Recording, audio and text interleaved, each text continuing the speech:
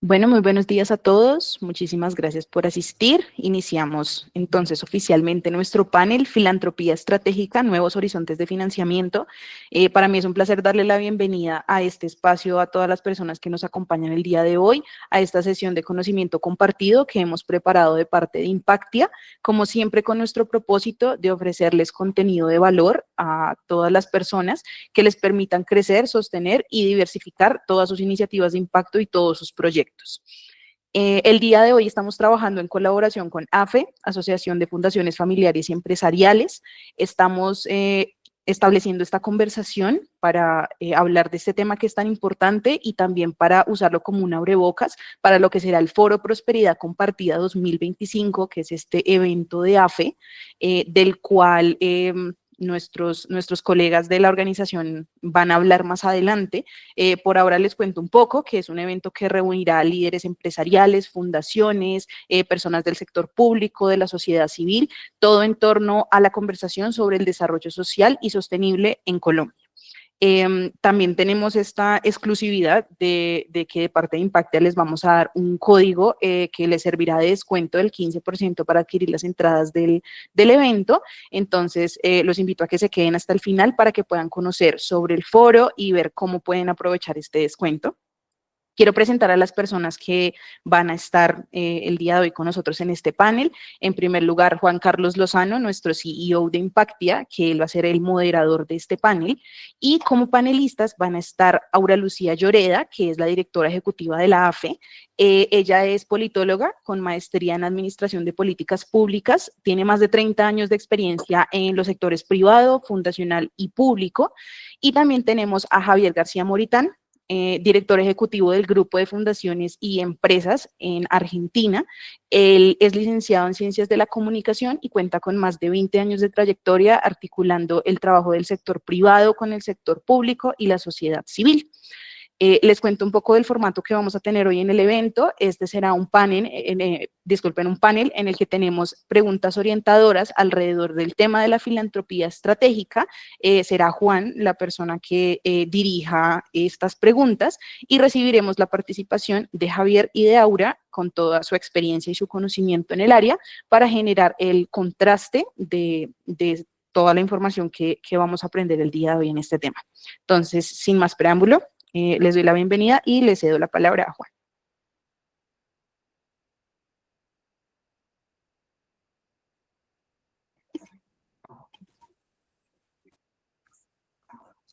Hola, ¿me oye bien? ¿Ahí? Sí, Juan. No estoy viendo a Javier ni a Aura, a Chía. No sé si debería estarlos viendo acá en pantalla. Aquí estoy. No bien. Genial. Listo, sí, ya los estoy fijando. Eh, Perfecto. Listo. Perfecto, ahora sí les veo. Pues qué gusto estar acá con todos ustedes y pues sobre todo compartir acá un espacio para reflexionar tanto con Chía, con Aura Lucía, como con Javier. Y perdón la confianza, Chía, pero no me sentiría bien, no me queda cómodo llamarte Aura Lucía todavía. Yo creo que esto es uno de estos momentos donde es importante sacar un ratito. Agradezco un montón el tiempo que tanto Javier como Chía están sacando y cada uno de ustedes que está conectado alrededor de esta gran mesa con el objetivo de poder reflexionar un poquito de lo que está pasando. Creo que este es un año de enormes transformaciones. Difícilmente, pues digamos, creo que nosotros tenemos todavía muy fresca la memoria de lo que pasó durante la pandemia y de cómo la pandemia un poco cambió el statu quo desde el punto de vista de la financiación, de cómo tuvimos que mover altísimos grados de incertidumbre durante esa época. Eso nos generó un callo muy importante para todo lo que ha pasado este año, pero hablando específicamente de transiciones más intrínsecas a, a la arquitectura de la financiación internacional para el desarrollo, han pasado varios años desde que vivimos un movimiento telúrico como el que hemos vivido este año. Sí, es un año que representa unos hitos muy grandes y tal vez yo voy a hacer esta introducción, no quiero hablar demasiado, pero sí hacer una introducción como para ubicarnos en torno a lo que ha pasado este año, que ha sido pues bastante fuerte. Por un lado, creo que es innegable, pues hay un proceso que yo creo, en mi opinión es, lo he sustentado en varios espacios, no comenzó este año, pero hay una contracción de la ayuda oficial al desarrollo cuantitativamente hablando. Las estimaciones de la OCDE hablan de una caída que al cierre del 2025 podría estar entre el 9 y el 17% de los fondos globalmente invertidos en ayuda oficial al desarrollo. Es la primera vez que se registra una caída en donde los 4 principales donantes, es decir, Alemania, Estados Unidos, Francia y Reino Unido, reducen su ayuda por 2 años consecutivos. Esto viene después de hace 3 años, donde el Reino de Holanda también, pues de los Países Bajos, también había hecho una reducción significativa en sus aportes un recorte significativo en sus aportes de ayuda oficial al desarrollo. Esto viene también en un contexto en donde quienes estaban trabajando en estos temas en esta época lo recordarán, pero por allá en el año 2005 se firmó la Declaración de París con el ánimo de trabajar en torno a la eficacia de la ayuda al desarrollo. Se le ha hecho un seguimiento desde ese entonces a la eficacia, pero nunca se ha eliminado la sombra de, de dudas que pudieron haber existido en algún momento sobre si era realmente un capital financiero que en todos los casos se maximizaba en el uso. Entonces, toda esa sombra de ayuda o de recursos financieros no maximizados o ineficaces nunca se ha eliminado del todo. Ha habido muchas críticas que se mantuvieron. Y a pesar de todo ello, el modus operandi en general se ha mantenido desde hace décadas. Sí, en el externado en la universidad yo suelo burlarme mucho con los estudiantes de decir pues que ya no tenemos que hablar de que algo duró más que Highlander, sino que ha durado más que el marco lógico. Porque solo para decir pues que llevamos décadas con una metodología que hace parte del statu quo, que se ha convertido en un baluarte casi de cómo se financian proyectos y cómo se presentan proyectos en muchos lugares, a pesar de que hay muchísimas contraindicaciones que nos han demostrado que no es la mejor de las metodologías. Entonces, este es parte de un poco de todo este equipaje que venimos trayendo desde hace un montón de años, pero este año de pronto hizo un poco de quiebre a raíz de la disminución o de la contracción efectiva de los volúmenes, ¿sí? En el caso particular de Colombia, el gobierno de Biden el año pasado en Estados Unidos había comprometido un poco más de 450 millones de dólares en el presupuesto de ayuda oficial para Colombia, combinando distintos tipos de iniciativas y proyectos. De estos, distintas fuentes que consultamos hablan de cerca de 300 millones de dólares que estarían en veremos, o sea, que probablemente no van a efectuarse. Es una reducción bastante fuerte, lo hemos notado por la masiva cantidad de colegas, amigos, organizaciones que han tenido que cerrar sus operaciones relacionadas con los recursos de USAID. En esta contracción realmente solo 4 países realmente cumplieron con la cuota del 0,7% de contribuciones relacionadas a su PIB, que fueron Noruega, Suecia, Dinamarca y Luxemburgo a nivel global. La incertidumbre que ha reinado nos hizo recordar, sobre todo durante el primer y segundo trimestre de este año, lo que vivimos en la pandemia.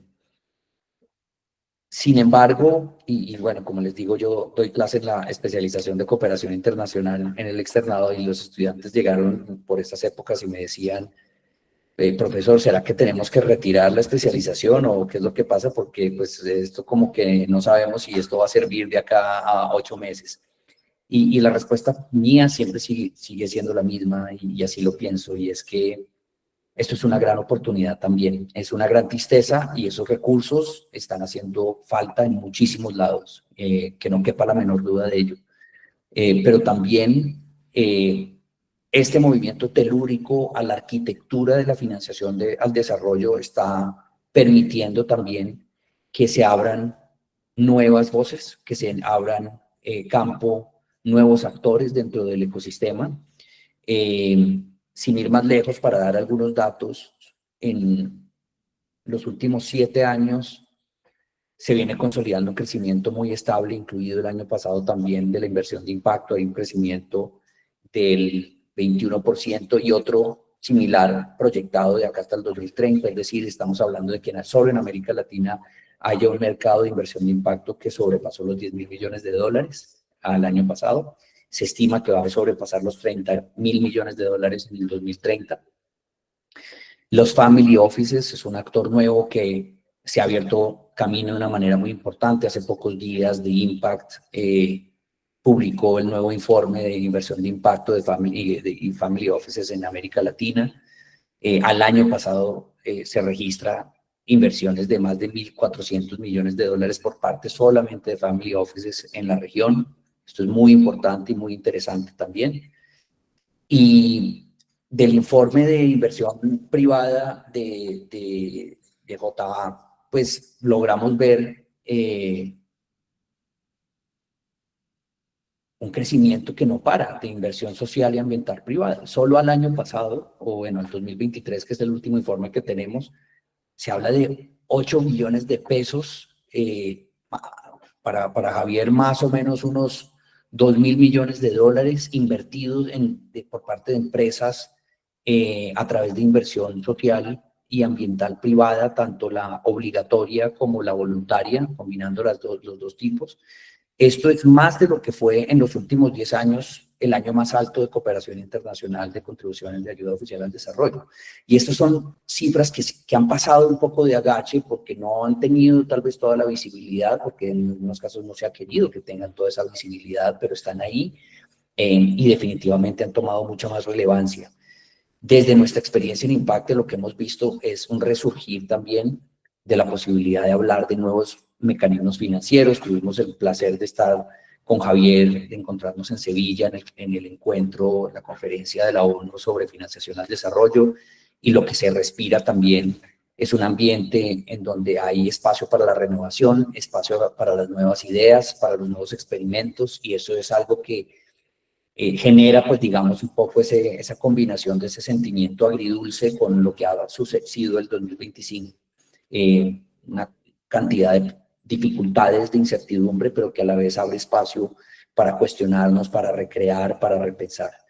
Y de acá, el único actor del que no he hablado, porque pues para eso están nuestros invitados, pues es la filantropía, digamos.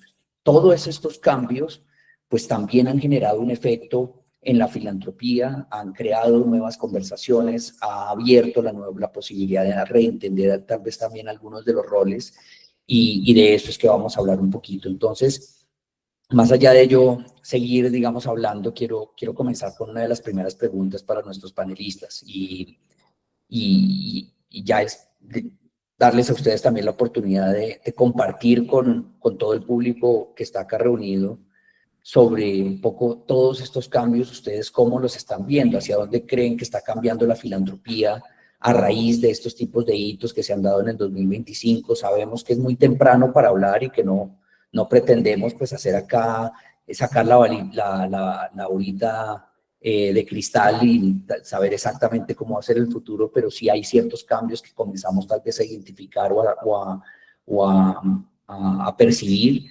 Y en particular me gustaría hacerles la misma pregunta a los dos, pero de una manera distinta. A mí me gustaría que Chía nos hablara un poco más de lo que ella está viendo en el caso de Colombia, y que Javier tal vez haga una referencia de lo que está viendo ya más a nivel global o a nivel regional en ese mismo sentido.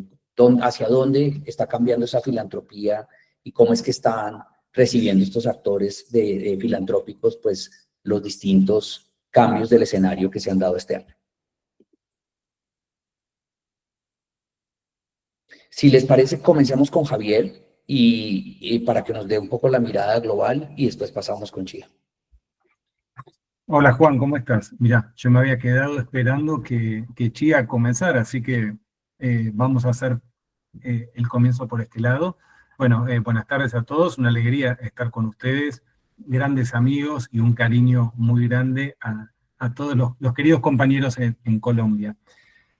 A ver, yo no soy un analista político internacional, soy una persona que trabaja dirigiendo una organización que promueve el bien público desde la inversión social privada, y por estos privilegios de los roles he tenido oportunidad, como bien ha mencionado Juan, de estar en la Conferencia de Financiamiento del Desarrollo, de tener amigos como Aura Lucía, Juan y tantos otros colegas en diferentes países, que eso quizás me permite traer algún tipo de interrogante sobre esta cuestión, pero fundamentalmente quiero aclarar que no soy ningún experto, sí una persona muy honesta en sus reflexiones, así que no me voy a ahorrar nada de lo que pueda compartir, y seguramente vayamos llegando a conclusiones en esta reflexión conjunta. Algo que yo estoy viendo es que, lejos de lo que hace algunos años creíamos, cuando parecía que la sociedad civilizada, occidental, fundamentalmente había resuelto sus problemas bélicos y sus dificultades de manera más civilizada, hoy nos encontramos con un mundo en donde pareciera que nos hicieron retroceder muchos años, y esos conflictos uno creería que habíamos logrado salir adelante, sobre todo porque estábamos en un estadio de capitalismo avanzado, por supuesto con muchos países todavía en desarrollo, pero con una demostración extraordinaria del poder transformador que tiene ese modo de producción en la economía, y por supuesto con algunas situaciones que ameritaban que fundamentalmente nuestro trabajo siga adelante y tratar de contribuir a una mayor justicia en esos entornos. Sin embargo, es indiscutible que la pobreza a nivel global ha ido reduciéndose en términos muy, muy impactantes. Por supuesto que cuando uno reflexiona sobre estas cuestiones, estando en Colombia o en Argentina, muchas veces dice, bueno, son estadísticas globales, pero lo que vivimos en nuestros territorios a veces dista mucho de esas realidades. Sin embargo, yo siento que algo se rompió en el último tiempo, no solo por ese escenario bélico internacional, sino por la exaltación de ciertas posiciones antagónicas en el discurso internacional, en donde nos encontramos con miradas más nacionalistas o más liberales, en algunos casos con posicionamientos extremos, y lo que está en discusión fundamentalmente en ese contexto internacional es el propio multilateralismo. Durante mucho tiempo los países, las naciones y la diplomacia habíamos delegado en entes de otro orden para que nos ayuden a resolver problemas internacionales, y hoy han caído en el descrédito ese multilateralismo, como han caído, tanto en Colombia como en Argentina, la confianza que tenemos en las instituciones. Sin entrar en detalle, hay estudios como el del Edelman Trust Barometer y otros, que hablan de que en nuestros países probablemente se vivan los contextos más polarizados del mundo. El estudio que yo recuerdo y que analicé mucho, Argentina tenía más polarización que Colombia, así que quizás ahí podemos compartir algo de esa experiencia. Pero lo que entra en pugna, a mi modo de ver, en estas miradas es, hasta hace poco era políticamente correcto pensar en el bienestar general, en el bien común, en no dejar a nadie atrás, como esa frase, ese eslogan de las Naciones Unidas o de los programas de desarrollo de Naciones Unidas, no dejar a nadie atrás. Y sin embargo, lo que yo estoy viendo hoy con mucha fuerza es una exaltación individualista.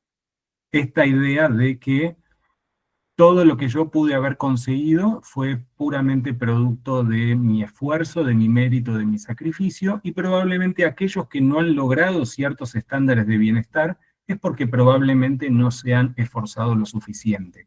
Estas ideas más meritocráticas, descontextualizadas, generan una ruptura al interior de nuestros territorios, en nuestras naciones, pero también en la propia convivencia y en la armonía, digamos, en la que vivimos, porque incluso aquellos que quizás han tenido situaciones más desventajosas o que no han tenido oportunidades de salir adelante, en algunas oportunidades pareciera ser que les hacemos creer que es porque no se han esforzado lo suficiente, y entonces esto genera resentimiento, genera humillación, y al mismo tiempo aquellos que están en un contexto más privilegiado sienten que todo lo que han alcanzado fue producto de su puro esfuerzo, desarrollo y mérito, ¿no? Entonces hay una ruptura muy importante al punto tal de que exaltamos modelos empresariales en donde creemos que el máximo éxito es esa maximización del beneficio. ¿En qué sentido? Sabemos que las empresas tienen una búsqueda de lucro absolutamente legítima, pero también sabemos que las empresas, además de ser actores económicos, son actores sociales. Y hoy pareciera en algunos contextos que ese tipo de asunciones que habían sido conquistas muy importantes para comprender fundamentalmente que no hay un solo problema complejo, no hay un solo problema estructural en Latinoamérica que no que pueda resolverse con la propia tarea o responsabilidad de un único actor. Habíamos logrado un consenso de comprender que los problemas más profundos de nuestras sociedades solo podían resolverse a partir de la alineación de esfuerzos, capacidades y recursos de múltiples actores, y hoy pareciera ser, en algunos contextos, que el individualismo puede haber ganado esa contienda y que empezamos a dejar de pensar en lo común, el bien público, no dejar a nadie atrás y ver cómo cada uno puede prosperar de manera individual. Ahora bien, en todo ese marco, sí es cierto, y quizás acá aterrizo un poco más, que lo que evaluábamos en esa conferencia de Naciones Unidas y lo que venimos conociendo es que seguimos teniendo una brecha de financiamiento del desarrollo de más de 4 billones de dólares, y acá por ahí puedo hacer algún aporte de algún valor, sobre todo porque se habla poco de esto, ¿no? En general tendemos a identificar los roles en la sociedad desde compartimentos muy rigurosos, muy rígidos. Entonces, por supuesto que entendemos que el Estado tiene competencias formales y obligaciones indelegables frente a los temas del bienestar de la población y velar por garantizar acceso a bienes públicos, por derechos, etc. Y entonces cuando pensamos en ese marco de los objetivos de desarrollo sostenible, que hoy tienen una brecha de 4 billones hacia 2030 cada año, bueno, rápidamente decimos, bueno, pero ¿quién es el responsable de alcanzar esos estándares globales que, digamos, impidan el colapso de la vida humana sobre el planeta? Bueno, los estados son los responsables formales, de eso no hay ninguna duda. Digo, formalmente, cada estado que forma parte de Naciones Unidas asumió ese compromiso.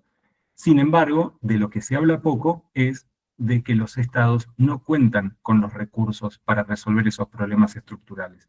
Por sí mismos, no cuentan con esos recursos, y ahí podemos hacer un doble clic en qué pasa con otras instancias. Alguien pensará, qué suerte, qué maravilla que existe la filantropía, qué bueno que en nuestros países, mucho más en Colombia que en Argentina, más en Estados Unidos que en los nuestros o en Europa, existen grandes fundaciones que movilizan millones de dólares todos los años a causas muy importantes del desarrollo. Y acá viene otro dato curioso. Esto es verdad, lo experimentamos, tanto Chía como yo trabajamos cotidianamente con algunas de las principales fundaciones en nuestros países y conocemos a estas grandes fundaciones globales. Bueno, ¿saben ustedes cuánto representa la inversión filantrópica global en el total de la actividad económica mundial? Bueno, eso que se dice de 46.000 millones aproximadamente que todos los años la filantropía moviliza al desarrollo, solo representa un 0,2% de la actividad económica global.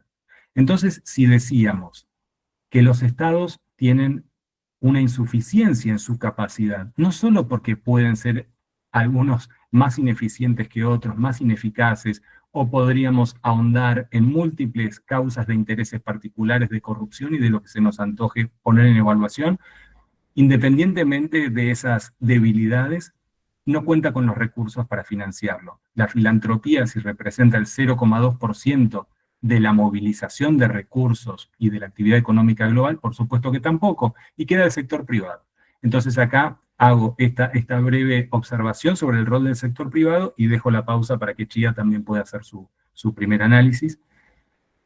El sector privado, si tan solo lográramos crear, como decía Juan, una movilización de la inversión privada, del business as usual o del modo tradicional a partir del cual se hacen negocios buscando la maximización del beneficio, a modelos que busquen maximizar el impacto, podríamos lograr que tan solo con el 1,1% del patrimonio financiero global en manos de individuos o instituciones privadas, pudiéramos cerrar la brecha de financiamiento global.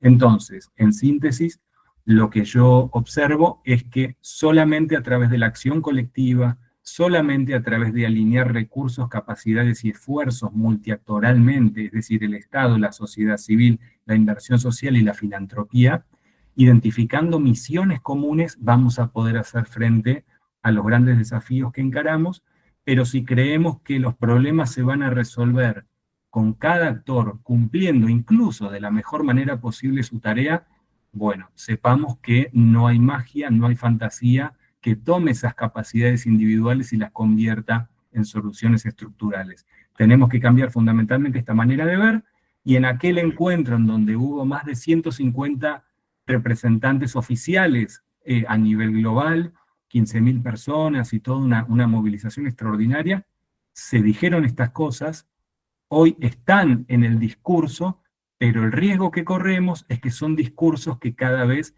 quedan más en el plano de lo escénico, es decir, son discursos que no traccionan allí donde el poder real acontece, y entonces el riesgo que encaramos es que, si bien venimos generando más conciencia, las capacidades reales de transformar el paradigma de la inversión social y de la filantropía de manera mancomunada junto a otros actores y pensando en el bien común por sobre el bien particular, puede quedar, y este es el riesgo que enfrentamos, en meros espacios discursivos con narrativas bonitas, pero que no tienen asidero en la realidad de nuestros territorios, nuestros países y las causas que seguimos enfrentando. Muchas gracias, Javier. Muchas gracias. Y la razón un poco de este contrapunteo es también ver cómo estamos viendo localmente cosas que se están observando global y regionalmente, y por ende, pues, vital esa visión que la AFE está logrando tener de lo que está pasando en el mundo filantrópico y de cómo está impactando al mundo filantrópico los cambios en el mundo. Entonces, Chía, por favor, sigue tú. Gracias, Juan. Primero, agradecerte a ti y a todo el equipo de Impacta por generar este espacio, que además me es muy grato compartir panel con mi amigo Javier, a quien le doy la bienvenida a este espacio, y también agradecerte por esta introducción, que cuando te estaba oyendo yo decía, bueno, estás tocando unos puntos muy álgidos que darían para conversaciones cada uno de muchas horas, pero creo que para resaltar ahí, la conclusión es, ninguno lo puede hacer solo, tenemos que unir voluntades, tenemos que pasar ahí sí de estos discursos que se dan en estos foros globales a ya tener como unas acciones más concretas.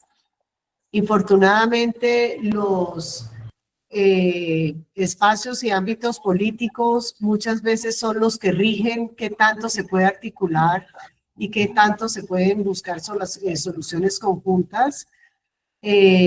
Sin embargo, tratando de entrar ya a ver lo que ha sido los cambios de este año para la filantropía en Colombia, y tratando como de aterrizar en lo que nos está moviendo hoy, tomando palabras de las que usó Juan al principio, creo que este ha sido un año en Colombia que nos ha hecho, pues nos ha movido bastante. La decisión de la disminución, obviamente, de la ayuda oficial para el desarrollo, pero sobre todo en Colombia, el cierre de USAID o USAID, como le decimos acá en español, ha tenido un impacto muy grande para la filantropía, ha tenido un impacto muy grande en las comunidades, porque en Colombia veníamos acostumbrados a que ciertas temáticas, ciertas partes de programas y proyectos en ciertas partes del país eran financiados a través de estos fondos del gobierno de los Estados Unidos. Como fue una salida tan repentina, pues todavía nos estamos acomodando. Yo pues, y lo he hablado con mis asociadas, el impacto real de la salida de USAID todavía no lo tenemos. O sea, hemos ido como entendiéndolo, dimensionándolo, pero todavía no tenemos como realmente lo que significa que ya no contar con esos recursos. Pero también esa salida tan abrupta hizo que la filantropía hiciera un alto en el camino y comenzara a ver cómo podía no llenar el vacío, porque son unos recursos demasiado grandes, pero sí cómo comenzar a entender las dinámicas al interior del país de una manera distinta. También otra cosa que dijo Juan cuando decía que con sus estudiantes hablaban que mejor dicho, tiene más trayectoria que un marco lógico, también nos ha dado, la salida de USAID nos ha dado la oportunidad también de pensarnos como país cuáles son nuestras necesidades y comenzar a poner también unas reglas de juego distintas. Esos son como los cambios que quiero mostrar. O sea, sabemos que el vacío es grande, sabemos que los recursos no los podemos, por más de que todos sumemos, son unos recursos que están dejando un vacío y un hueco importante para la financiación de iniciativas sociales, pero también nos ha dado una oportunidad de repensarnos. ¿Cómo nos hemos repensado? Por ejemplo, desde el sector fundacional en Colombia, ya hemos visto que ya no se vale o no es admitible que buscar financiación para iniciativas de 1 año, 2 años. O sea, tenemos que comenzar a pensar y entender los problemas y las soluciones de esos problemas más de un mediano y largo plazo. Antes el financiador nos imponía unos tiempos que para obtener los recursos había que cumplirlos. Sin embargo, después se iban del territorio y el problema sigue igual. Entonces ya esto nos ha dado la oportunidad de comenzar a poner nuestras reglas de juego, de comenzar a ver las problemáticas sociales de una manera mucho más integral, de una manera mucho más sistémica. Lo que nos ha dado la oportunidad de ver es que aquí, como todos debemos sumar para lograr una transformación, hay que hacer apuestas de mediano y largo plazo. O sea, son inversiones en territorios que no pueden ser de 1 o 2 años, son para buscar soluciones a las problemáticas tan complejas, tienen que ser inversiones de mediano y largo plazo. Otra cosa que nos dimos cuenta es, si no vamos a depender de los recursos internacionales, hay que mirar en Colombia cómo nos organizamos de una manera más colaborativa. ¿Cómo hacemos que la inversión, que ahorita lo habló Juan, que hace el sector privado desde las empresas, que es alrededor de 4 billones de pesos de manera voluntaria, cómo se suma esto a lo que se invierte a través del sector fundacional y cómo podemos optimizar los recursos? Y esto solamente se hace a través de diálogos y de una conversación sincera para identificar cuáles son las problemáticas, cuáles son los territorios en Colombia donde debemos priorizar nuestra inversión, para entender que los problemas sociales son tan complejos que requieren soluciones mucho más innovadoras, mucho más colaborativas, mucho más constructivas, o sea, que sean construidas con diferentes actores. O sea, no es solamente el sector privado diciendo, venga, comunidad, yo le voy a ayudar con esto, sino son diálogos que no siempre son diálogos fáciles, pero son diálogos que van a construir una solución. O sea, son diálogos multiactor, donde todos nos tenemos que sentar en la mesa, todos tenemos que identificar cuál es la problemática y desde las capacidades de cada uno, sector público, sector privado, organizaciones de la sociedad civil y la misma comunidad, buscar soluciones sabiendo que esas soluciones son de mediano y largo plazo. En eso también ha cambiado la forma como la filantropía está trabajando, buscando ya soluciones mucho más sistémicas a largo plazo que involucren a varios dentro de la solución. Y también nos ha obligado en últimas a buscar mecanismos de financiación innovadores, o sea que de pronto unos ya estaban utilizando, pero es como una invitación a que todos pensemos de una manera distinta, porque ya no contamos con unos recursos que pensábamos que íbamos a contar siempre. Entonces, a través de alianzas multiactor, o sea, sumando esfuerzos económicos desde varios frentes, haciendo temas de inversión de impacto, comenzando a entender que los cambios sistémicos de largo plazo no pueden ser financiados únicamente a través de donaciones, o sea, comenzar a abrir la mente, buscar mecanismos de relacionamiento distintos con el sector público. El tema de pago por resultados es un mecanismo que ha sido muy utilizado en Colombia, que Colombia es pionera y que ha dado muy buenos resultados. Entonces, por más de que este año nos ha movido a todos y nos sigue moviendo a todos, sí nos ha dado como la oportunidad primero de hacer un alto en el camino y comenzar a repensarnos cómo queremos que desde la filantropía y desde los diferentes actores que trabajan en el desarrollo social del país, pongamos nosotros la agenda, definamos nosotros cómo lo vamos a hacer y obviamente como estos son conversaciones que son conversaciones bilaterales, tienen que ser conversaciones que incluyan las opiniones de varios para lograr buscar soluciones duraderas y sostenibles.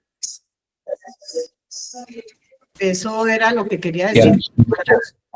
Muchas gracias. Y yo voy a aprovechar porque Javier dentro de algunos minutos nos ha indicado que se tienen que ir. Y quiero aprovecharlo a él antes de que tenga que desconectarse para trabajar una última pregunta, porque creo que el recorrido, digamos, un poco que nos han dado ustedes en las dos intervenciones que han tenido, por un lado nos toca un poco con mayor profundidad algunas de los cambios globales y sistémicos que se están dando, y nos han aterrizado también un poco a cuáles son los cambios de modalidades y definitivamente, pues digamos, para muchos que están allá afuera o para muchos que estamos acá afuera hay muchas razones, como lo hemos mencionado, de por qué vale la pena también valorar lo que significa un escenario de cambios, un escenario de apertura, un escenario donde podamos repensar o incluso, como lo pone Chía, un escenario donde hablamos un poquito más de un desarrollo endógeno, de cómo nosotros somos más artífices de lo que consideramos que debe ser el futuro.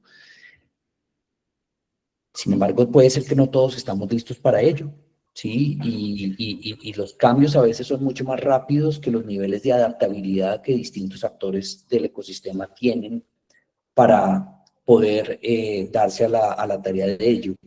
Definitivamente están cambiando mucho los mecanismos de articulación y colaboración, y yo creo que esto es algo de lo que rescato de las dos intervenciones, ¿sí?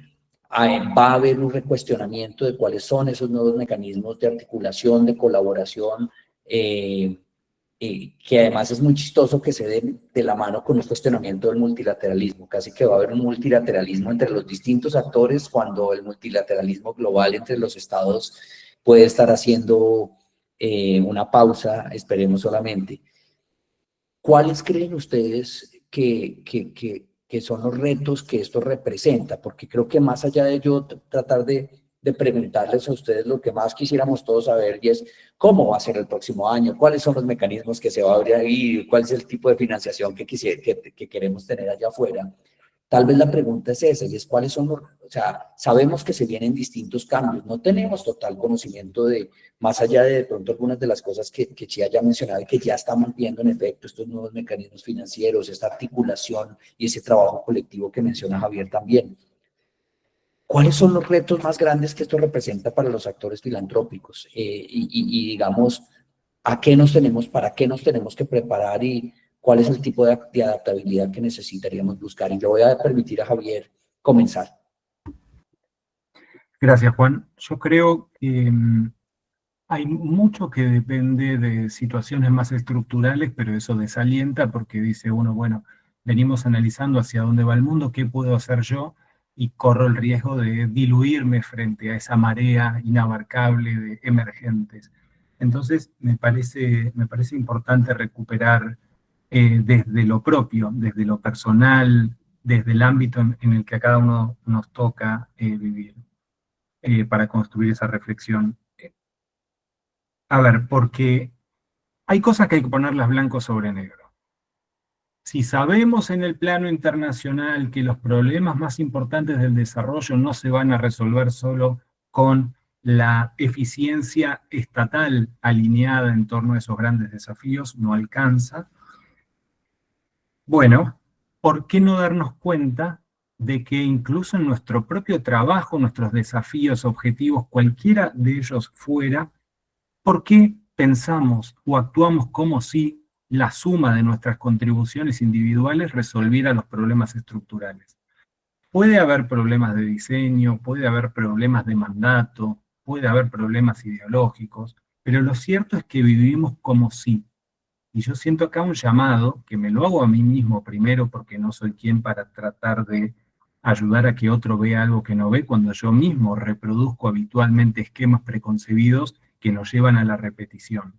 Entonces, así como creo, y de ahí voy a ir de lo filosófico a lo pragmático, así como siento que cada uno de nosotros, y acá los presentes pueden experimentarlo, sentimos que somos llamados a una misión particular, independientemente de la cultura religiosa o espiritual que cada uno pueda tener, uno advierte en sí mismo una latencia que clama por darse lugar. Capacidades, dones, talentos que son parte de quienes somos y que probablemente nos sentimos mucho mejor con nosotros mismos cuando ponemos esos dones al servicio de alguien más, de una causa, de un otro, y no solo para satisfacer individualmente nuestros propios deseos. Ahora bien, si digamos, consensuamos que nuestra realización personal está asignada por nuestra puesta al servicio de los dones hacia un otro, hacia alguien más, ¿por qué no empezar a poner blanco sobre negro sobre la realidad de las instituciones? Y cuando digo las instituciones no me refiero solo a los resortes democráticos a partir de los cuales una sociedad funciona republicanamente, sino pienso en instituciones como la organización de la sociedad civil, la fundación, la empresa, una entidad pública. ¿Cómo nos definimos? ¿Por una misión tan particular que termina siendo excluyente? ¿O nos definimos por cómo esas capacidades, que en definitiva es ese propósito institucional, contribuye a un bien mayor que el propio? Entonces, yo creo que hay algo que viene desde la educación, desde los valores, pero no como aquellos elementos que a veces solo tienen un rol adyacente, sino como aquellos que en última instancia hacen que aquello que vivamos o impulsemos tenga un sentido real. Entonces, lo primero que pienso es, de abajo hacia arriba, de nuestras capacidades y lo que está al alcance de nuestra mano, si coincidimos en que necesitamos construir sociedades en donde cada una de esas instituciones, sin descuidar su misión particular, sean capaces de abrazar el bien común, seguramente asistamos, independientemente de la cooperación internacional, a un futuro más equitativo, más justo, más inclusivo, más integrado. Porque no vamos a estar pensando en nuestra realización ni personal ni institucional por el alcance o el logro de ciertas conquistas individuales, sino que va a estar mediada por el modo en que nos ponemos al servicio de una causa mayor. En ese sentido, y ahí dejo un poquito la filosofía personalista, humanista, para ir a cuestiones más pragmáticas.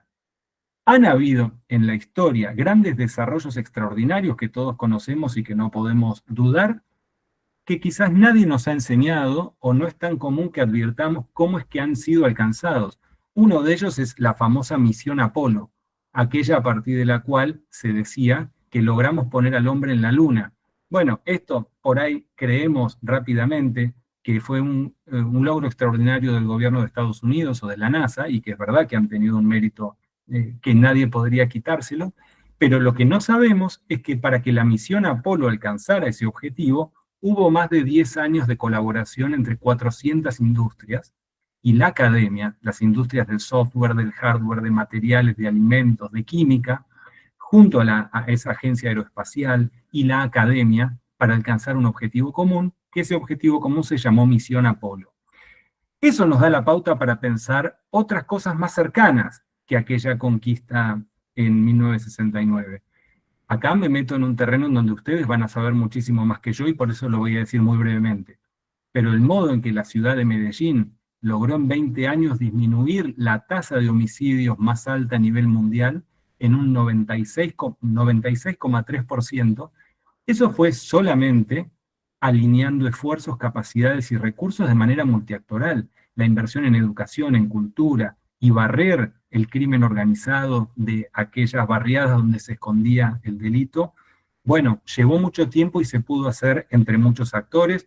Yo podría contarles algo de lo que estamos trabajando en Argentina con esta idea de misión común, con esta idea de alinear esfuerzos entre todos, porque acá viene una crítica amorosa a nuestra tarea filantrópica, que es esta fantasía de creer que como cada uno de nosotros tenemos un foco estratégico de inversión o un tema bien delimitado sobre el cual queremos hacer nuestra contribución al desarrollo de la sociedad, nos hace terminar pensando que si nosotros hacemos esa tarea del mayor modo posible, vamos a estar satisfaciendo no solo nuestra misión, sino resolviendo algún problema de fondo.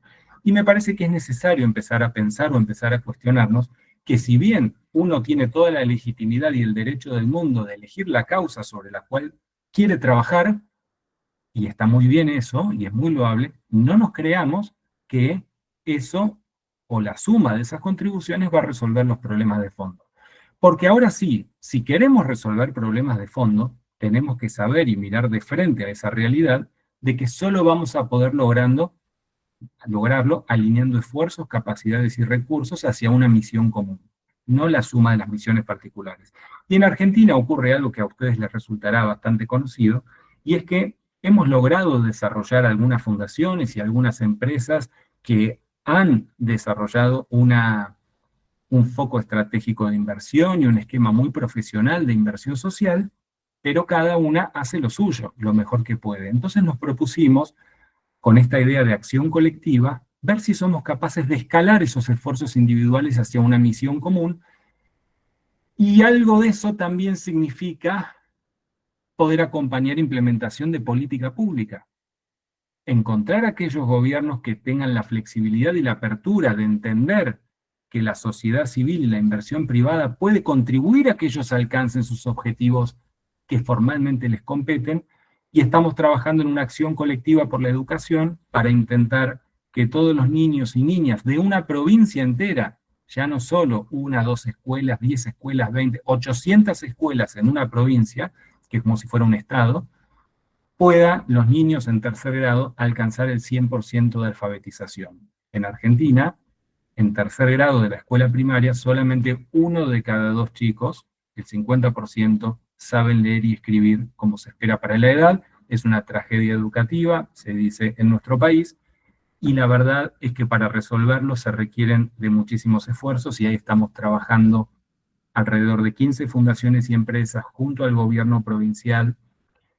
Y para no alargarme demasiado, quiero dejar otro comentario. Y Juan, a mí me quedan unos minutos más, hasta ahí cuarto yo podría seguir, pero es esta idea de, volviendo al principio, si nos damos cuenta que entre el Estado, la sociedad civil y el sector privado hay algunos actores que pueden tener un rol diferencial si se lo proponen o si se identifican con el bien común, bueno, ¿cómo vamos a hacer esa movilización del sector privado?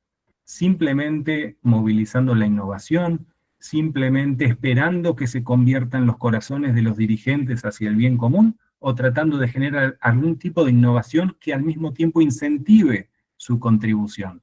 Si nos ponemos de acuerdo en que queremos construir una sociedad en donde todas las instituciones, incluyendo las de fines de lucro, no puedan definir su misión disociándola del bien común, bueno, también tenemos que ayudar a ese cambio de paradigma. A mí se me ocurre pensar que los incentivos de bien público, o los incentivos, independientemente de cómo querramos llamarlos, incentivos que fomenten un desempeño hacia el bien común, deberíamos estar generando normativa, leyes y vehículos que premien no solo el éxito individual, sino que premien la manera de articular esfuerzos junto a otros para alcanzar resultados extraordinarios. Entonces, bueno, podríamos hablar de algunas experiencias pilotos que nosotros venimos haciendo, pero creo que es más relevante tratar de pensar en esta idea. Si, por ejemplo, de lo territorial hacia arriba, el modelo de fundaciones comunitarias o proyectos orientados por misiones, en donde varias fundaciones, empresas, el gobierno pueden alinearse, No solo necesitamos cambiar la cultura desde el discurso, desde la educación que damos a nuestros hijos y el ejemplo que hacemos nosotros en las instituciones que lideramos, sino también crear incentivos, que la sociedad, así como existen premios para las películas y los cineastas, y tenemos los Oscar, así como existen las medallas para los atletas olímpicos, o las estrellas Michelin para los restaurantes y los chefs más prestigiosos, ¿cómo puede ser que nuestra sociedad hoy no tenga reconocimiento público, incentivos para aquellos que mejor trabajan por el bien común? Entonces, en síntesis, creo que la acción colectiva es el nuevo paradigma del desarrollo sostenible y la creatividad y la innovación tiene que estar puesta no solo para persuadirnos de las bondades de la articulación, sino para crear estructuras que hagan conveniente, además, que nos encontremos para no sumar desde las partes, sino para pensar el todo por encima de las partes y cómo nuestra identidad puede estar forjada por esa contribución que hacemos hacia objetivos comunes. Bien, muchas gracias, Javier, porque bueno, hay un montón de ideas que ahorita yo también voy a tratar de cerrar haciendo un esfuerzo, recogiendo algunas de las que has dejado, pero creo que acá hay un tema muy importante porque definitivamente, digamos, si el nuevo paradigma es el paradigma de la acción colectiva, de la colaboración, pues esto también hay algunas organizaciones que están mejor preparadas que otras para ese nuevo escenario.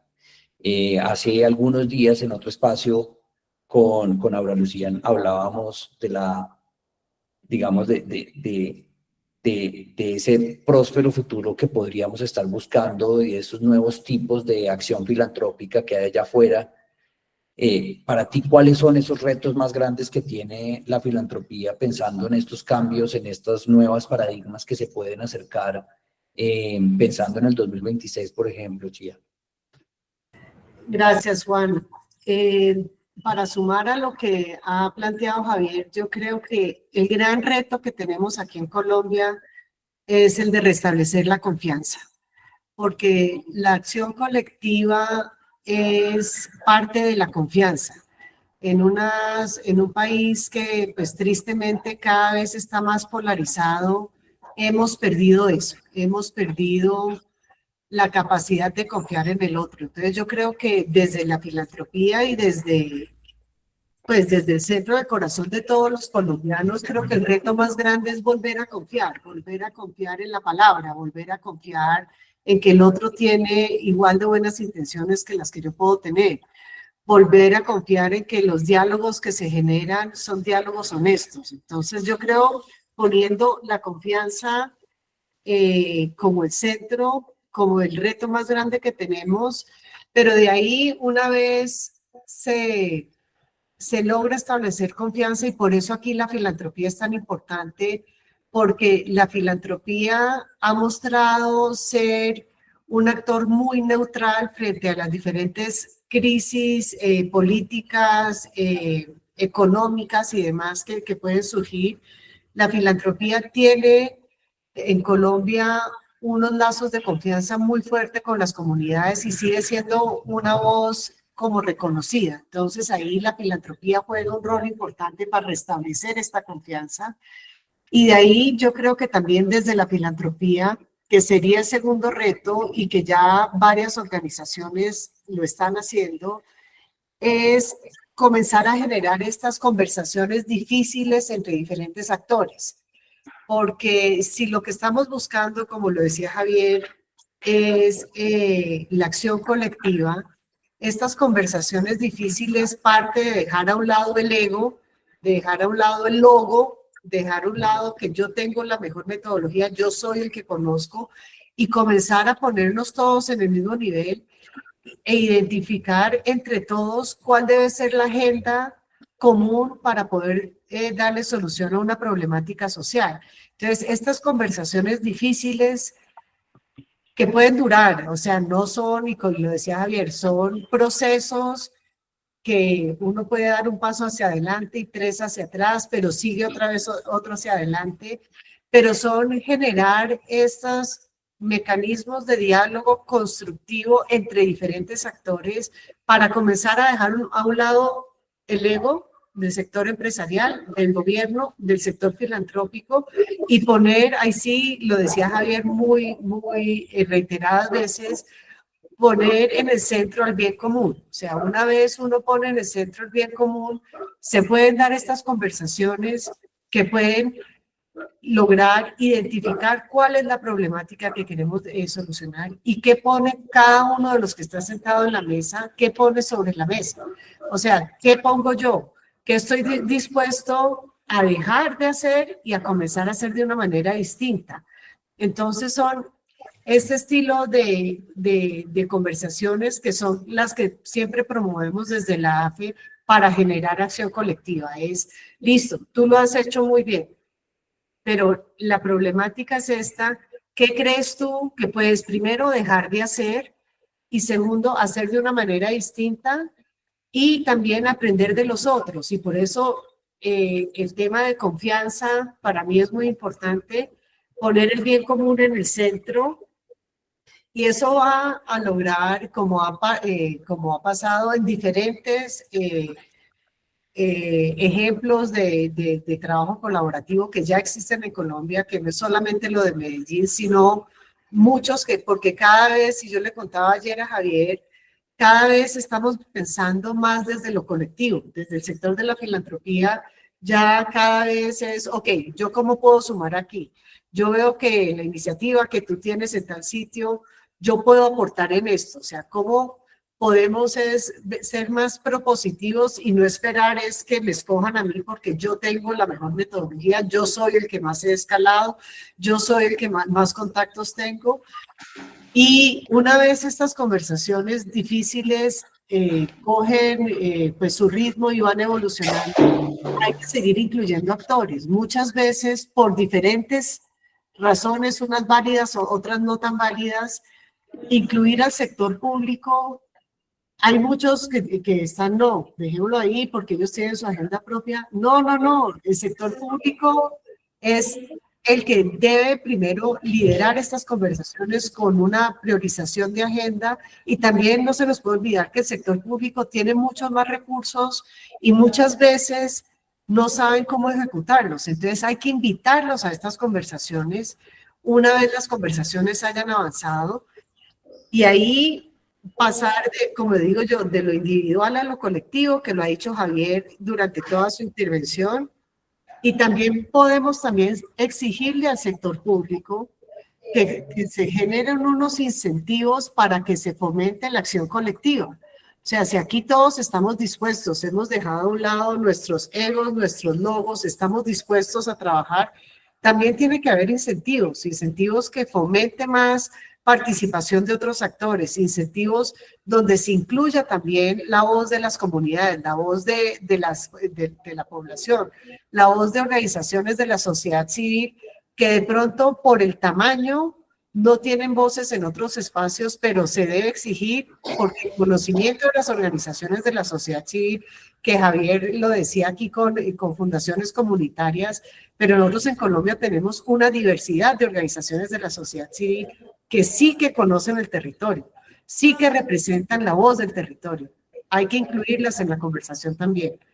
Entonces yo creo que son unos retos que uno puede decir, eso es imposible. No, sí es posible. Paso a paso, con mucha paciencia, sin buscar resultados inmediatos, porque los cambios no son inmediatos, o sea, los cambios estructurales toman su tiempo, pero yo creo que ya desde la filantropía en Colombia, ya los ejemplos de acción colectiva son los que priman, cada vez lo estamos haciendo mejor, cada vez hay conversaciones que comienzan a fluir de una manera más rápida por la confianza que ya se ha generado. Entonces yo creo que ese es el camino, Juan, y pues retos tenemos muchos y solamente mencioné unos pocos, pero creo que vamos, pues podemos ir construyendo para lograr poner el bien común en el centro y lograr que ese bien común llegue a través de la acción colectiva. Muchísimas gracias. Está difícil hacer un resumen de todas estas grandes ideas. Como siempre, además el tiempo se queda corto para entrar a profundizar. Yo tal vez fuera del script y en parte leyendo un poco los comentarios y la asistencia que hemos tenido acá, quisiera plantear una pregunta que creo que ya la mencionaron, pero que entre líneas, ¿sí?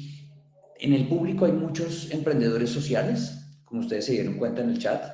Hay muchos modelos de negocio de impacto social en distintos formatos que nos alcanzaron a ver, y muchas organizaciones también de base, o algunas organizaciones de base. Creo que la conversación de hoy ha sido más enfocada en el sentido, pues digamos, también como de entender cómo se reconfigura la filantropía, pero yo no sé si pudiéramos dedicar, así fuera unos cortos minutos, para referirnos a algunas de las preguntas y de repente dejar algunas reflexiones de qué significa esto desde el punto de vista de los emprendedores de impacto, de las empresas de impacto, de las organizaciones de la sociedad civil que Chía estaba mencionando. Y por ejemplo, a mí se me ocurre una cosa de entrada, y es que cuando a mí me quitan digamos, un poco me deconstruyen el antiguo mecanismo que teníamos, y es que yo entraba y buscaba convocatorias, y entonces en la convocatoria me sentaba solo muchas veces a escribir la convocatoria allá afuera para aplicar a unos recursos, para esperar que después de X meses se pudieran o no resolver. Y hoy deconstruimos ese sistema como tal. Comienza a primar una colaboración o unas acciones colectivas en donde de repente el formato no está predeterminado. Creería yo que lo primero a lo que ustedes también están invitando es la idea de revisar quiénes son los otros que están haciendo lo mismo allá afuera, antes con desconfianza, ¿sí? Es una idea que ya no es válida para este nuevo marco, porque cuando no tienes una convocatoria que te está delimitando a que o gana el uno o gana el otro un poco, y genera ese canibalismo que hemos venido observando por años en el ecosistema, tal vez la idea que queda allá afuera también es de cómo comienzas a más bien acercarte a esos otros que hacen algo parecido o incluso suplementario a lo que tú haces, de cómo estrechas una conversación, de cómo creas un nuevo esquema y cómo lo propones. Y esto de pronto recogiendo lo que ambos estaban diciendo de otra fórmula, tal vez es lo que uno podría comenzar a imaginarse con las palabras de ustedes, pero no sé si tienen 2, 3 tips muy rápidos que pudieran dejarle a algunos de estos actores que están dentro del público en cuanto a qué de repente significa este nuevo modus operandi y qué consejos les tienen para ellos. Sí, Juan, si me permitís, desde ya que sí, y coincido con todo lo que trajo Chía, me encantan estas ideas. Lo primero que yo diría es, más allá de lo movilizante emocionalmente que puede resultar esto, en donde nos sentimos corporalmente, espiritualmente, bien, sabiendo que la acción colectiva es más fecunda que incluso el individualismo virtuoso. Sin embargo, hay que decir, qué difícil que es. El encuentro con el otro no es un jardín de delicias, dice Emmanuel Munier, es un ámbito áspero que implica, como decía Chía, correrse todo el tiempo del centro para buscar el acuerdo y el bien mayor. No es un camino de rosas, es un camino espinoso, pero es el único camino que nos puede llevar a resolver los problemas más estructurales. Ahora bien, creo que todo esto, más allá de que sean palabras bonitas o donde nos sentimos bien con nosotros mismos diciendo estas cuestiones, se requiere una tarea de institucionalización. Entonces, quienes nos sentimos con más vocación por incidir en la política pública, bueno, más allá de esas causas particulares, tenemos que instituir política que incentive no solo la contribución virtuosa en aquellos ejes que a mí se me antojan comprometerme, sino, dicho en términos muy brutales, cambiar una cultura para que no prime qué es lo que yo quiero, sino qué es lo que se necesita. Si nosotros somos capaces en nuestros territorios, ciudades intermedias, pensemos en esquemas poblacionales contenidos, no en grandes urbes, que puede ser un poco más complejo, pero en una ciudad con un puñado de instituciones aguantes, públicas, privadas y de la sociedad civil, ¿cómo no van a poder sentarse juntas para diagramar el futuro sea en agencias de desarrollo económico local, en mesas de diálogo multiactoral, y hay espacios de estos, habitémoslos, llevemos nuestra participación, institucionalicemos nuestros medios. Y no están, convoquemos a instituir estos espacios comunes. Ahora, con esto cierro. Una vez institucionalizado el ámbito ese del diálogo, al que refería Chía también, es el ámbito para dirimir cuáles son las prioridades del desarrollo local. Ponernos de acuerdo entre nosotros. Aquellos que vienen con más intereses particulares, aquellos a los que les aprieta el zapato en determinada cuestión, las políticas públicas de desarrollo económico y social, atravesémoslas por ese tamiz de la mirada común y seguramente vamos a sacar al menos algunas prioridades en las que nos ponemos de acuerdo que esta ciudad, que este pueblo, que este territorio necesita encarar de manera urgente. Y si tenemos esa identificación de prioridades, seguramente va a ser mucho más fácil instituir incentivos fiscales, reputacionales, o simplemente ponernos de acuerdo para incentivar aquellas prioridades por sobre otras, porque, insisto, no se trata de qué es lo que yo quiero hacer, sino qué es lo que se necesita. Yo, Juan, dos cosas puntuales. ¿Qué tal como escribe Juan de duro? Juan, tu micrófono. Dos cosas puntuales. Yo creo que la invitación es a que ustedes participen de diferentes espacios donde estas conversaciones se dan. Sé que la pregunta que van a hacer es sí, pero estos espacios son costosos. Son costosos, pero tienen la oportunidad de estar con diferentes actores y conversar con diferentes actores. Como digamos, a mí me toca también desde la AFE, yo soy la directora de la asociación, me toca invertir para estar en espacios internacionales porque ese es mi rol, es una inversión y de ahí depende mucho la capacidad de relacionamiento que yo haga. Entonces uno tiene que invertir para después poder cultivar. Igual, los invito a los que nos acompañan aquí que son de Colombia. Nosotros en la página web nuestra, afecolombia.org, tenemos el mapa de la AFE. En el mapa de la AFE ustedes pueden ver qué fundaciones están trabajando, en qué zonas del país, en qué temáticas, y ahí también se puede comenzar a generar conversaciones, como decía Javier, con temas afines, con territorios afín, porque muchas veces lo más difícil, y es lo más difícil, y se los digo de experiencia propia, del trabajo que hago hoy en día y el trabajo que he hecho en el pasado, es abrir las primeras conversaciones, tocar las primeras puertas, darse a conocer. Y eso le toca a uno invertir el tiempo, en recursos para lograrlo hacer.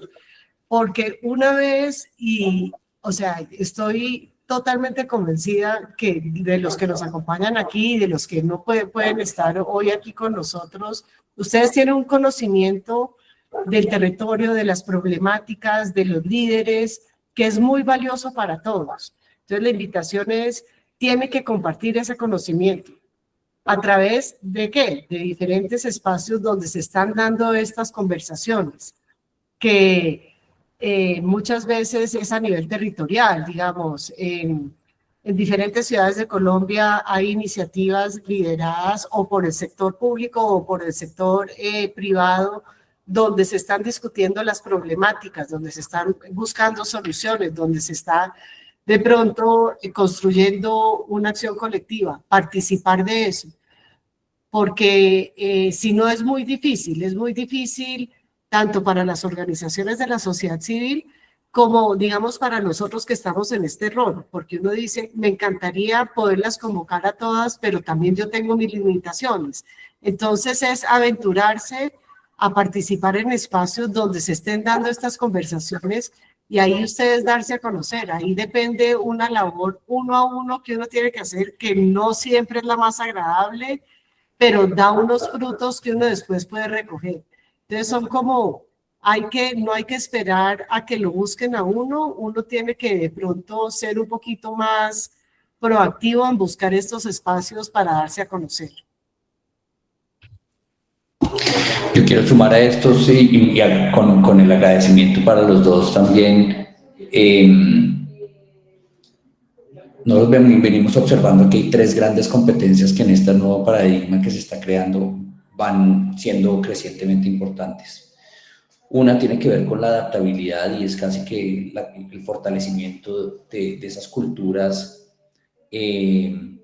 intraemprendedoriales al interior de cualquier tipo de organización, sin importar si son unos emprendedores o no.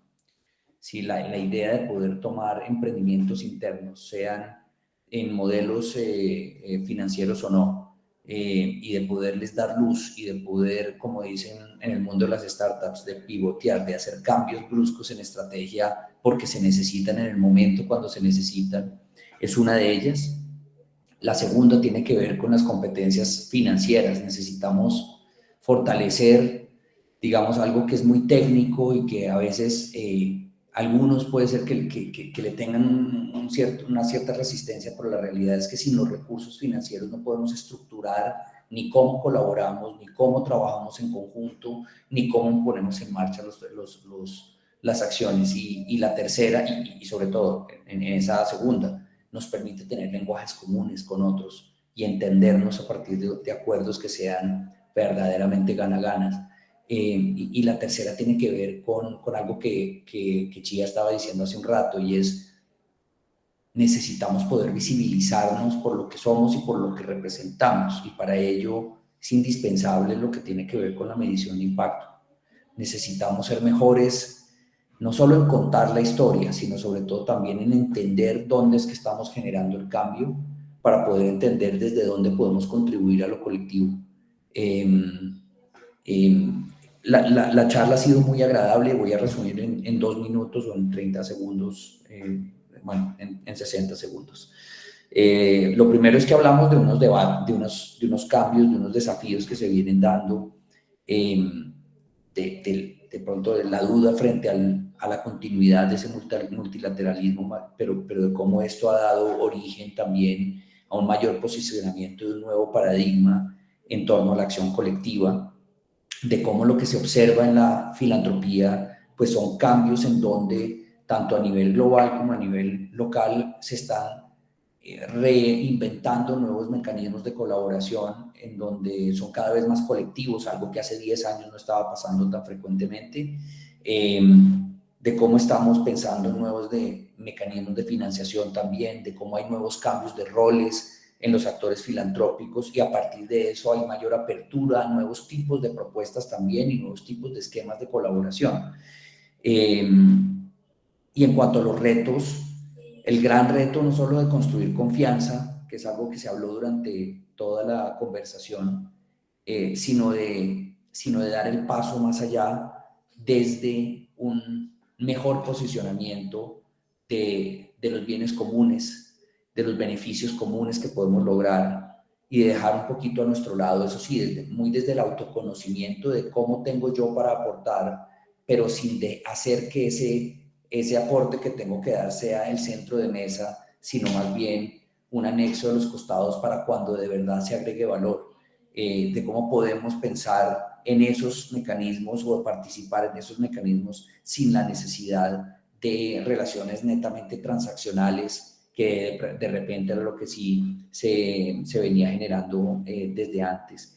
Y esto implica comenzar conversaciones difíciles, esto implica dejar los egos a los lados, esto implica tener más iniciativa y ser más propositivos, y con ese llamado a la acción es que pues vamos a darle un cierre a esta conversación, invitarles a todos los que están allá y que se han conectado con un enorme agradecimiento por sacar tiempo de sus agendas tan apretadas en todos los casos para compartir un rato con nosotros, dejarles ese llamado a la acción en torno a cómo tenemos que prepararnos para un 2026 que se viene mucho más rápido de lo que uno piensa, y es en ese ámbito de preparación que seguramente también es un muy buen llamado a la acción, la información que nuestros colegas de la AFE les van a compartir, porque la apuesta del encuentro anual de AFE es una apuesta por lo colectivo, es una apuesta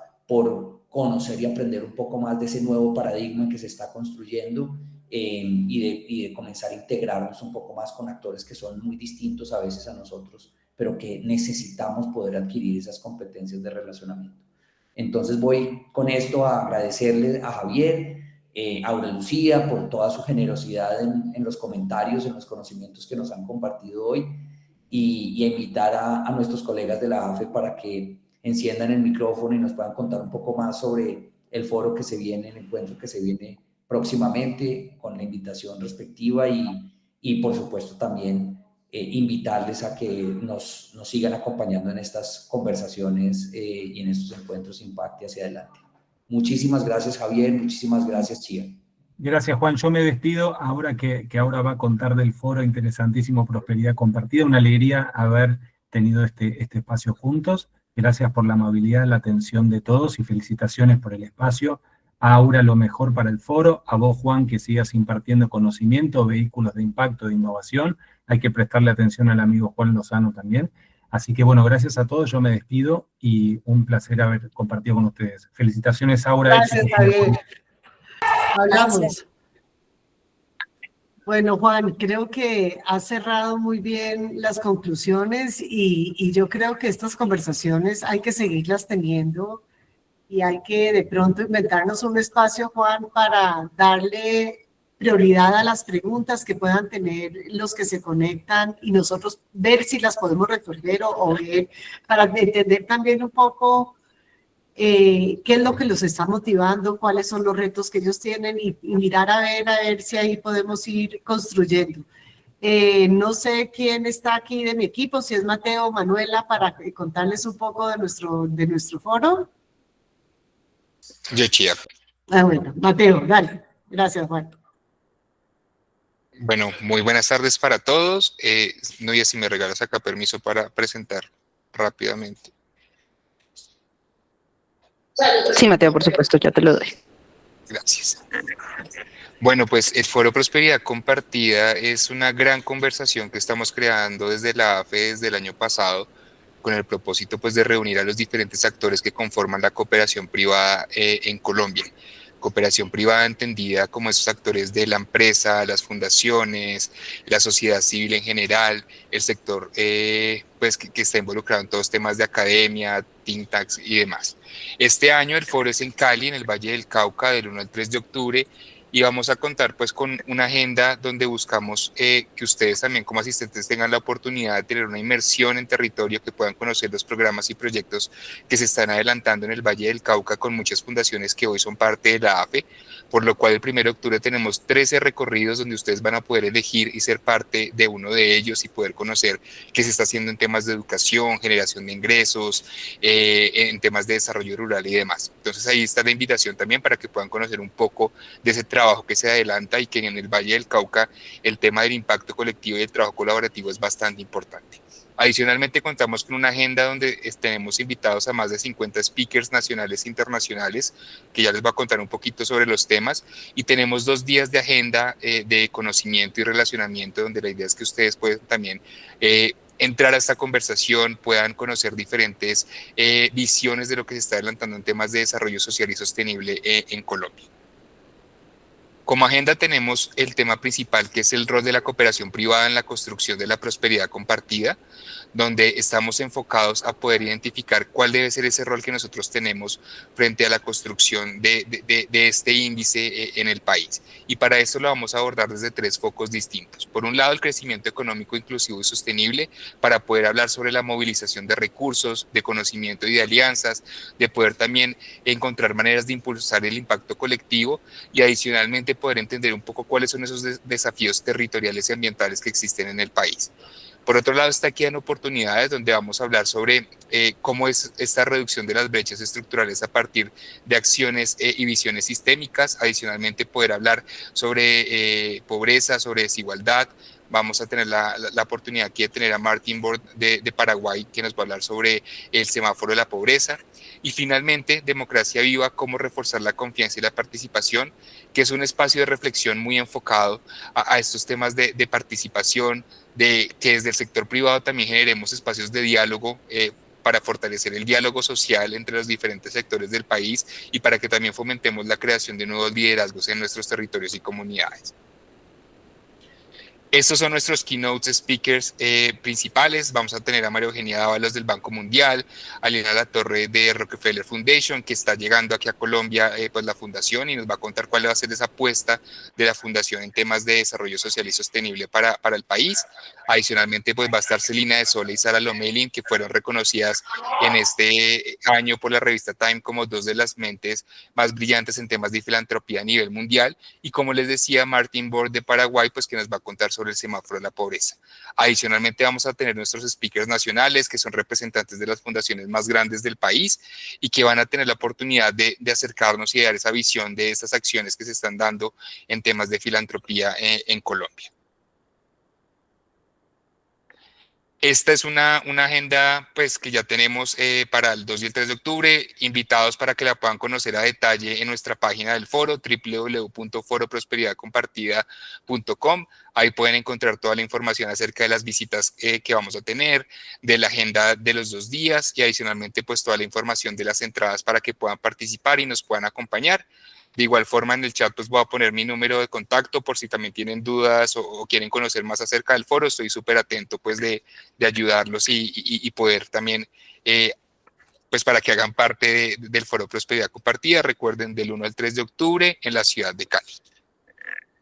Mateo, cuéntales cómo pueden obtener el 15% de descuento por estar participando en este espacio. Sí, Novia, si me ayudas, porfa, compartiendo la imagen que tenía. Ustedes, pues, por estar en este espacio de Impactia, hemos creado este código de descuento. La idea es que ustedes, al ingresar a este QR o a la página del foro donde dice comprar entrada, ustedes ingresan a diligenciar el formulario y ahí pueden poner este código de descuento y les va a activar pues un 15% de descuento en la boletería. Esta boletería incluye los 3 días completos de foro. Adicionalmente vamos a tener un cóctel de relacionamiento con todos los asistentes al evento y pues todo el tema de las visitas a territorio y demás.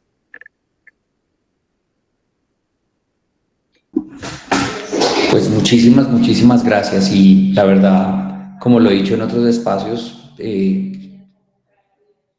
sigan adelante con este tipo de acciones porque están enriqueciendo enormemente el ecosistema con este tipo de liderazgo que se ha venido viendo desde la AFE. Entonces, muchas gracias también por esta invitación que nos hacen a todos y allá estaremos sin falla alguna.